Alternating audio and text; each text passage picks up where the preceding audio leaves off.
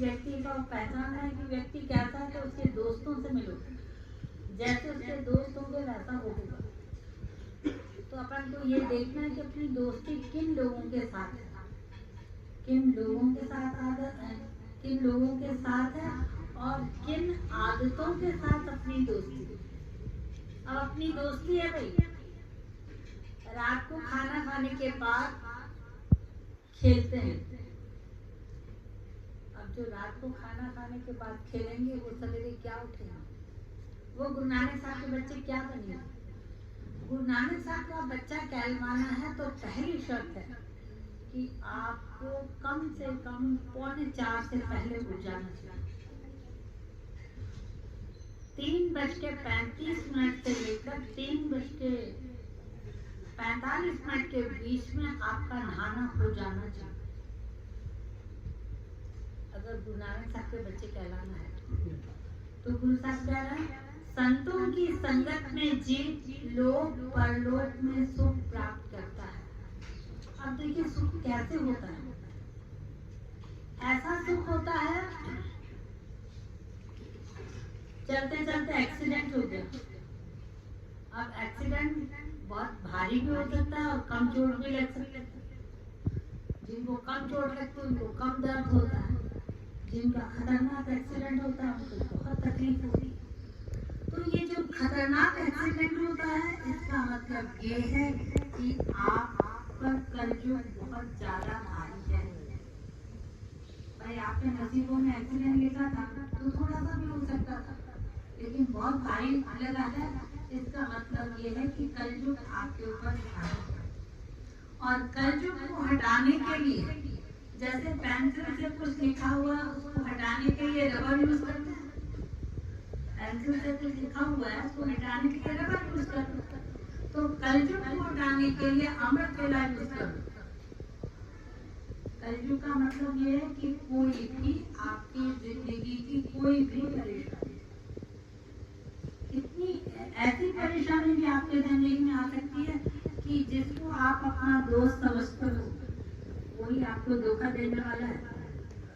जब वो धोखा दे देता है तब ऐसा धोखा करे, उसने ऐसे कर दिया। इसका मतलब ये था कि आपको कलयुग आपके ऊपर भारी हो रहा है। कलयुग अपने पास आए ही नहीं, इसीलिए अपन को अमृत वेले उठना है। और अमृत वेले जो उठते हैं वो संतों के प्यारे लोग होते हैं। सबके बस की बात नहीं अमृत वेले उठने। रात को 1-1:30 बजे तक 2 बजे तक घूमना कलयुग का काम है, लेकिन अमृत वेले उठना गुरुमुखों का काम है। तो जो अमृत वेले उठते हैं उनको संतों का संग प्राप्त होता है। हे भाई, क्या कोई यह जानता है कि इस संसार में मित्र कौन है? आप ये सवाल अपने आप से पूछो। दोस्त मतलब पता है दोस्त कौन होता है? जिगरी दोस्त कौन होता है? खास दोस्त कौन होता है? जो अपनी भावना समझ जाए,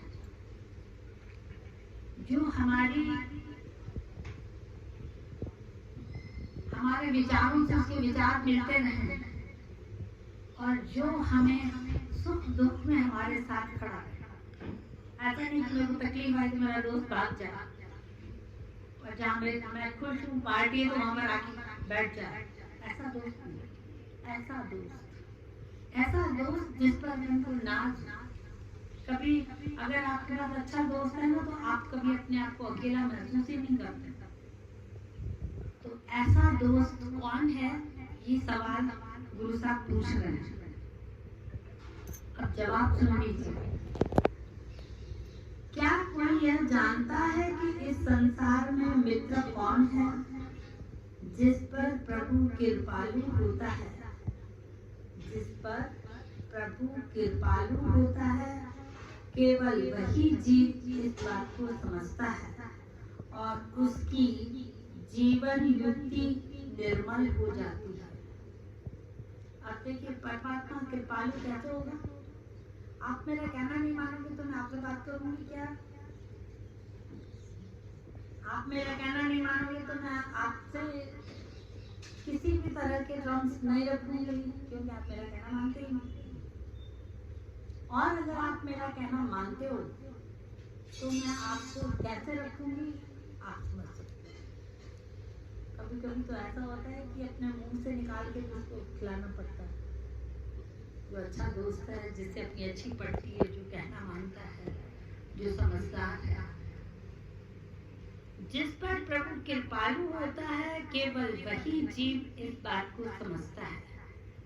वही जीव इस बात को समझेगा कि सच्चा मित्र कौन है, जिस पर परमात्मा की कृपा हुई। भाई बहुत खुशनसीब लोग होते हैं जिनको अच्छे दोस्त मिलते हैं। हमारी जिंदगी में आप अपने मोबाइल को चेक कर लीजिए, जितने भी नंबर हैं, जिसका नंबर आपके सामने आ रहा है उसके लिए आप सोचो ये कैसा है, तो आपको पता है ये भी मतलब है, ये भी मतलब है, ये भी मतलब है।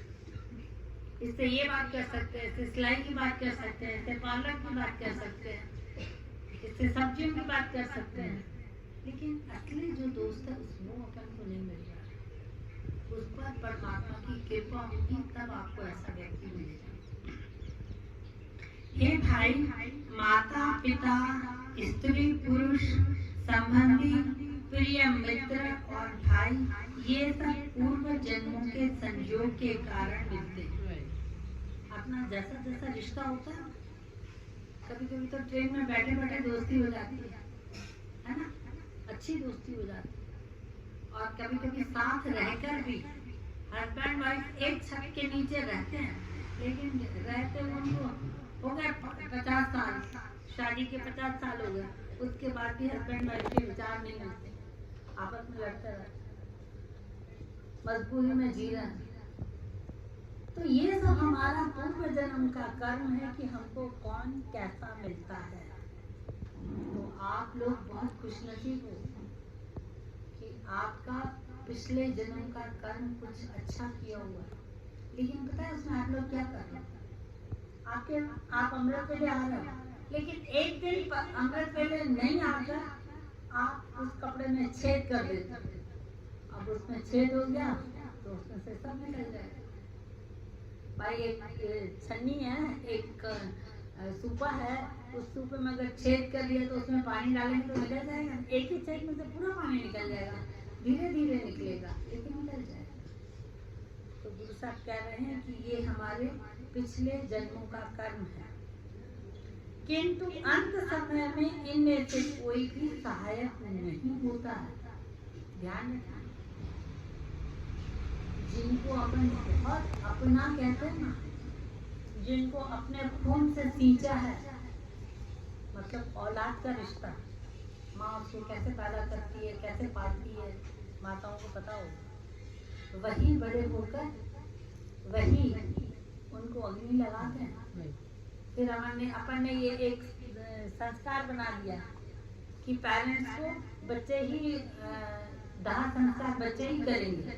नहीं, इसका मतलब ये है कि आप जिनको जितना प्यार करते हो वही आपके सामने ऐसा व्यवहार करेंगे।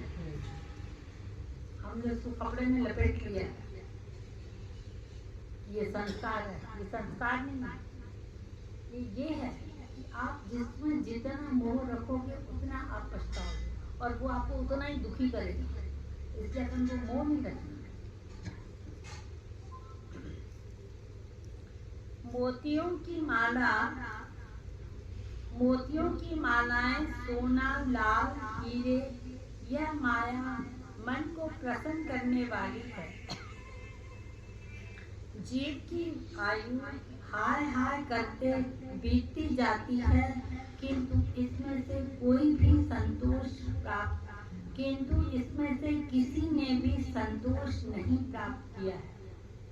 आपको जितना पैसा है ना उतना कम है, और आए और आए और आए और आए, और लाख जमा हो गए आपके अलमारी में पड़े, किस काम की? आप खाओगे तो वही दाल रोटी ना, रोटी पर सोने की परत लगा के तो नहीं खाओगे, खाओगे तो वही दाल रोटी। लेकिन आपके पास पैसा बहुत पड़ा। अब आप देखो ये पैसा आपने इकट्ठा कैसे किया है, बेईमानी करके, किसी से ब्याज लेके, किसी का खून पसीने की कमाई अपने पास दबा के, पैसा कैसे इकट्ठा किया? नहीं, पैसा इकट्ठा करने के लिए नहीं होता। लक्ष्मी को जितना आप खर्च करोगे उतना आपके पास आएगी। अच्छी बातों में, गंदी बातों में खर्च नहीं। अच्छी बातों में आप जितना लक्ष्मी का खर्च करोगे उतना आपके पास आएगा। हाथी रथ वायु के समान तेज घोड़े, धन दौलत, भूमि और 4 प्रकार की सेना हो तो भी इसमें से कुछ साथ नहीं चलता है, वह जीव नंगा ही उठकर चल पड़ता है। अपन अलमारी में कितने कपड़े रख रहे हैं, कितने कपड़े हैं, लेकिन अपन तो भगवान के पास बिना कपड़ों के जाना है, बिना एक कपड़ा अपने साथ नहीं जाएगा। कपड़े की क्या बात कर रहे हो? आपके शरीर पर जो गहना पहना है वो भी आपके साथ नहीं जाएगा। आपने जो पाठ पूजा की है, लोगों की मदद की है, लोगों की दुआएं कमाई हैं, बस ये कर्म आपके साथ जाएंगे। अभी अपन क्या कर रहे हैं? उन सब कर्मों को छोड़कर अभी तो लूट लो, अभी तो ये काम कर लो, बेईमानी से पैसा कमा लो, धोखा दे दो, किसी को गलत शब्द बोल दो, किसी की दिल दुखा दो। इसका असर अभी अपन को नहीं आता है, बाद में पता चलता है। हे भाई, हरि के संत प्रियतम प्रभु के प्रिय हैं। जो हरि के संत हैं, संत मतलब पता है कौन, किसको कहते हैं? जिसने सफेद कपड़े पहने हैं, जिसने गेरुए कपड़े पहने, वो संत नहीं है। जो चंदन का टीका लगाते हैं, जो माथे पर हल्दी लगाते हैं, वो संत नहीं है। अभी संत वो है जो परमात्मा का नाम जपते हैं। और मैं नहीं समझती हूँ कि आज के वक्त में कोई भी ऐसा व्यक्ति है जो परमात्मा का नाम नहीं जपता है। कोई राधे राधे बोल दे, कोई हरिओम बोल दे, कोई जय माता दी बोल दे, सबका अपना अपना तरीका है, लेकिन नाम जपते हैं, परमात्मा की भक्ति करते हैं। ये सब संत हैं। लेकिन उन संतों में से कुछ स्पेशल संत हैं। स्पेशल संत कौन है? स्पेशल संत वो हैं जो अमृत के लिए उठते हैं, किसी का दिल नहीं दुखाते हैं, सबका भला चाहते हैं और पूरी कोशिश करते हैं कि मैं जितनी सेवा कर सकूं, जितनी मैं सेवा कर सकता हूँ उतनी सेवा करूँ। ऐसे लोग संत हैं, ऐसे लोग अच्छे लोग हैं। उनकी संगत करनी है। उनकी संगत में तू हरि, केवल हरि का यश गायन कर। हे नानक, संतों की संगत में तू यहाँ अर्थात इस लोक में सुख प्राप्त करेगा और आगे परलोक में भी तेरा मुख उज्जवल होगा। पर संतों की संगत करने से आपको ये फायदा है कि यहाँ भी आपको बहुत सुख मिलेगा। आप जैसे देखिए, आप ट्रेन में सफर कर रहे हैं, आपको भोपाल से लेकर बॉम्बे जाना है, ट्रेन चल रही है। अब ट्रेन की बोगियां, कोई तो एसी बोगी में बैठा है, किसी को तो ट्रेन में जहाँ बैठा है वहाँ उसको खाना मिल रहा है। और जनरल बोगी में क्या होता है? मारा मारी होती है, कोई किसी को बैठने नहीं देता है, सोने तो देता ही नहीं, बैठना तो बहुत मुश्किल है। कोई गेट पर लटका हुआ है। अब जो गेट पर लटक कर सफर कर रहा है और जो एसी में बैठ के सफर कर रहा है, इसमें फर्क है कि नहीं? ट्रेन वही है, मंजिल वही है, सबको वहां जाना, लेकिन उसका सफर करने का तरीका और उसका सफर करने का तरीका बहुत फर्क पड़ा। तो आप ऐसा कर्म करो कि आपको एसी में जगह मिले। एसी में सबको जगह नहीं मिलती है, जो ज्यादा लोग खर्च करता है उसको मिलती है, जो कम खर्च करता है उसको स्लीपर और जनरल बोगी मिलती है। तो अपन को पैसे नहीं खर्च करने हैं, अपन को टाइम खर्च करना है। अभी आप खर्च कर लो, अमृत वेला टाइम खरीद लो, सबकी दुआएं खरीद लो। ये बात मैंने शायद आपको बताई है, आज कुछ नई संगत है, एक बार मैं फिर से दोहरा रही हूँ। शायद जो मेरी उम्र के होंगे उनको पता होगा, जो हमसे छोटे होंगे उनको पता नहीं होगा ये बात। लेकिन देखो इस बात में सच्चाई कितनी है। जब हम छोटे थे तब हमारी मम्मी हमको बहुत फोर्स करती थी, पाठ करो पाठ करो। तब रेडियो में समाचार आते थे, टीवी तो था नहीं, समाचार में आ गया कि अमिताभ बच्चन बहुत सीरियस हो सकता है मर जाए, उसके लिए सब लोग पाठ करो। उसकी पिक्चर चल रही थी, कूली पिक्चर चल रही थी। उस कूली पिक्चर में उसकी शूटिंग जो हुई थी, उस शूटिंग में उसको ऐसा गहरा धक्का लगा था कि उसकी मौत होने वाली थी। अब टीवी रेडियो में आ गया, सब लोग हम लोगों ने भी उसके लिए पाठ किया। सब लोग उसके लिए अपने अपने हिसाब से पाठ कर रहे, सब पाठ कर रहे, वो ठीक हो गया। आज अमिताभ बच्चन बूढ़ा हो गया है, कौन बनेगा करोड़पति में एक लेडी ने उससे पूछा कि आप इतने एक्टिव हैं, आप इतने अच्छे हैं, आप इतने अच्छे से सबको डील कर लेते हैं, आपकी जिंदगी के एक्टिव होने का राज क्या है? पता है उसने क्या जवाब दिया? जब उसने जवाब दिया ना तो मेरे मन को बहुत संतुष्टि मिली, क्योंकि मैंने उस समय उसके लिए पाठ किया था, मैंने भी किया था। उसने बोला कि मेरी मौत तो बहुत पहले हो चुकी होती, लेकिन मेरे देश के वासियों की, मेरे देशवासियों की दुआएं मेरे साथ। जब मेरा एक्सीडेंट हुआ था ना तो सब ने अपने अपने हिसाब से मेरे को दुआएं भेजी थी। आज मैं जिस जगह पे हूँ मैं उन लोगों के कारण हूँ, और मैं उन लोगों को तहे दिल से अभी भी मैं उनको तहे दिल से नमस्कार करता हूँ, जिन्होंने मुझे जिंदगी दी। तो आप समझो कि दुआओं में कितना असर है, कितना असर है दुआओं में। दुआओं में इतना असर है कि बीमारी को टाल देता है। तो वो दुआएं अभी हम कहाँ कमा रहे हैं? आपको तो ऐसा लगता है ना कि नहीं, पहले मैं, जैसे मेरे को भूख लगती है तो मैं पहले मैं खाऊं, लेकिन आप ऐसे करो, आपको भूख लगी है और सामने वाले को भी भूख लगी है, आप पहले सामने वाले को खिलाओ, फिर आप भले थोड़ा खाओ, उस थोड़े में आपका पेट भी भर जाएगा और सामने वाला आपको दुआएं भी देगा। लेकिन समझ सोच समझ, कहीं कहीं पर ऐसा भी होता है कि अपन भावनाओं में बह जाते हैं तो लोग बात नाजायज फायदा भी ले लेते हैं, वो थोड़ा अपन को समझना है।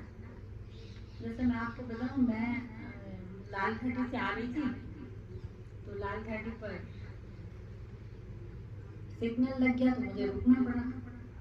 अब रुकना पड़ा तो एक लेडी आई जो वहाँ पर खड़ी रहती, वो लेडी आई। उस लेडी ने मेरे को बोला कि मेरे को कुछ पैसे दो। मतलब उसने ऐसी एक्टिंग करी थी लेडी, लेकिन ऐसी एक्टिंग करी, मैं कभी भी किसी को पैसा तो देती नहीं, पैसा कभी भी भिखारी को नहीं देती, खाने की चीज, पीने की चीज, कपड़ा कुछ भी दो, लेकिन पैसा नहीं देती। अब मेरे को भी पता नहीं क्या समझ में आया, और टेंशन था कि सिग्नल चल जाएगा तो मेरी गाड़ी सबसे आगे थी, तो पीछे की गाड़ियाँ रुक जाएंगी, तो जल्दी से उससे निपटना था। तो मैंने कहा चलो निकाल के दे दीजिए। तो मैंने पर्स में हाथ डाला, देखा भी नहीं कि कौन सा नोट है, एक नोट उठा के उसको दे दिया। वो नोट हो गया 100 का। अब मैंने उसको 100 रुपए दे दिए। अब मेरी गाड़ी सिग्नल से आगे आई, आगे निकल आई, तो एक व्यक्ति मेरी गाड़ी के सामने आ गया, मेरे को गाड़ी रोकनी पड़ी। तो उसने बोला बहन जी माफ करना, मैं आपको रोक रहा हूँ, मैं आपको ये बताना चाह रहा हूँ कि जिस लेडी को अभी आपने एक नोट दिया ना, उस लेडी को जरा देख लो कि वो आपका नोट लेके जा कहाँ रही है। तो मेरे को भी अच्छा लगा, मेरे को कहीं जल्दी पहुंचना नहीं था, तो मेरे को भी अच्छा लगा।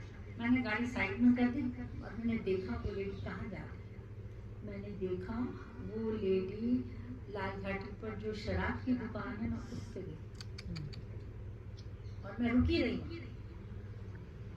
मैं रुकी रही और वो शराब की बोतल लेके और जैसे वापस आई तब तक मैं कार से उतर के उसके पास तक आ गया। वो मेरे को देखकर एकदम घबरा गई, उसने जल्दी से अपनी वो बोतल साड़ी में छुपा दी। तो मैंने उसको बोला, माता जी मैंने आपको पैसे दिए हैं और पैसों से आपने ये खरीदा, अब ये मुझे वापस कर। क्योंकि पैसे मैंने दिए थे आप और उन पैसों से आपने ये खरीदा, अब ये मुझे वापस कर। अब वो माता की तो हालत ऐसी हो रही थी, पानी पानी, नहीं मेरा बच्चा बीमार है, मेरे बच्चे को डॉक्टर ने बोला है, उसके लिए लिया है, ये किया वो किया। इतने में काफी लोग इकट्ठे हो गए, तो मैंने कहा अपने बस की बात नहीं है, ऐसे माहौल में ऐसे लोगों से लेना अपने बस की बात नहीं। मैंने कहा ठीक है कोई बात नहीं, आप जाना आपके तरफ। मैं आ गई। जब मैं आ गई तो मेरा मन मेरे को कर रहा था कि मैंने उसको पैसे दिए क्यों, गलती तो मेरी है ना, मैंने उसको पैसे दिए क्यों। तो अपन को सोच समझ के दान भी करना और ये भी समझना, देखो अपन को इतनी अकल है, अपन को इतनी अकल है कि अपन खाना कैसे बनाए, अपन को इतनी अकल है कि अपन अपना ड्राइंग रूम कैसे सजा के रखें, इतनी अकल सबको है। तो ये अकल हमको होनी चाहिए कि अपन किसको क्या दें और कैसे दुआएं पाए। ये अकल पता क्या कैसे आएगी, ये अकल आएगी आपको जो अमृत वेले उठते हैं ना, उन पर स्पेशल कृपा होती है, उनकी बुद्धि स्पेशल होती है।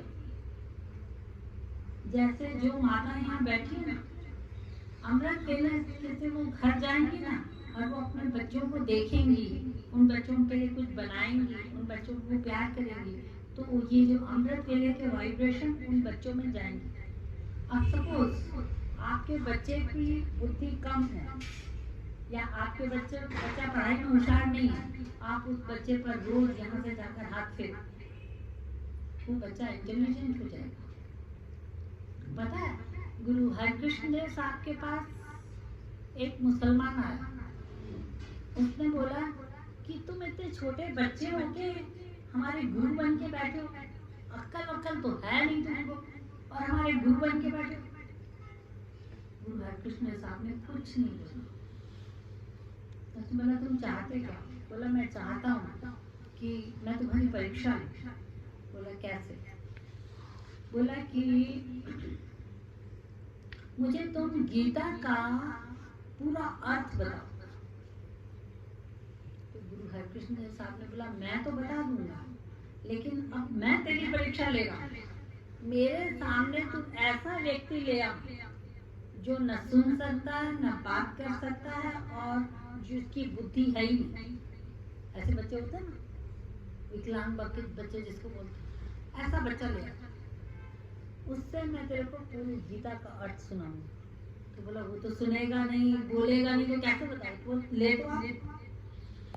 और उसकी नजरों में ऐसा बच्चा था, वो लेके आया।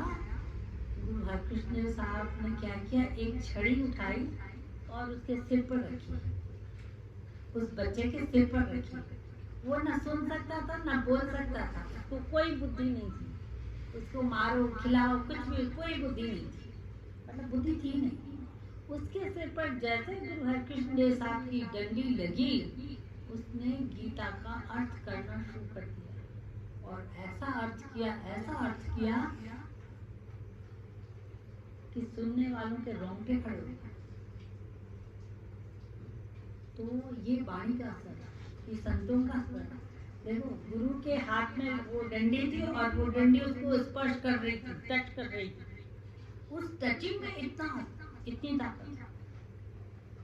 तो मैं आपको ये बताना चाह रही हूँ कि देखो गुरबाणी की इतनी ताकत है और अच्छी संगत की इतनी ताकत है। आप ये मत सोचना कि दोस्त कैसे भी ऐसे तो चल जाएगा, नहीं। आपके दोस्त आपकी पहचान है। आप किसके साथ उठते बैठते हो, कहाँ जाते हो, कैसे करते हो। आप देखो यहाँ आने वाले लोग अलग हैं, रोज देवी मॉल में जाने वाले लोग अलग हैं, रोज रात को घूमने वाले लोग अलग हैं, और रिश्तेदार अपने जो अपन को पार्टी शार्टी में बुलाते हैं वो लोग अलग हैं। आप इनमें से आप पहचान करो कि सबसे अच्छा कौन है। क्योंकि अपन ना इतने सयाने हैं, अपन को हर चीज अच्छी चाहिए, खाने के लिए अच्छी चाहिए, पहनने के लिए अच्छी चाहिए, रहने के लिए अच्छी चाहिए, बिस्तरा अच्छा चाहिए, जूता अच्छा चाहिए, सब कुछ अच्छा चाहिए। तो दोस्त भी तो अच्छे चाहिए। तो उन लोगों से दोस्ती करो जो अमृत के लिए उठते हैं। अपने बच्चों पर, यहाँ से जाके अपने बच्चों पर हाथ फेरो, ताकि आपके जो वाइब्रेशन है वो बच्चों पर आए, और किसी दिन बच्चे आपसे पूछें, मम्मी आप सवेरे कहाँ जाती हो, मैं भी चलूंगी। अगर आपके बच्चे ने कह दिया मम्मी आप सवेरे कहाँ जाती हो, मैं भी चलूंगा, तो आपके सारे दुख दूर हो जाएंगे। वो बच्चा अपनी मर्जी से अमृत के लिए आ रहा है, मतलब गुरु साहब की इस पर कृपा है। अभी आप अपने बच्चों को लाना चाहते तो भी नहीं आते। वो बच्ची आके सोती है ना, उस पर भी कृपा होती है, आके सोती तो है, वाइब्रेशन तो उस पर पड़ते हैं, और बड़ी होकर वो करेगी। तो ऐसे अपन को अपनी संगत को देखना है और अपन को भक्ति को आगे बढ़ाना है। कुछ पूछना तो पूछो भाई। बोल गुरु नानक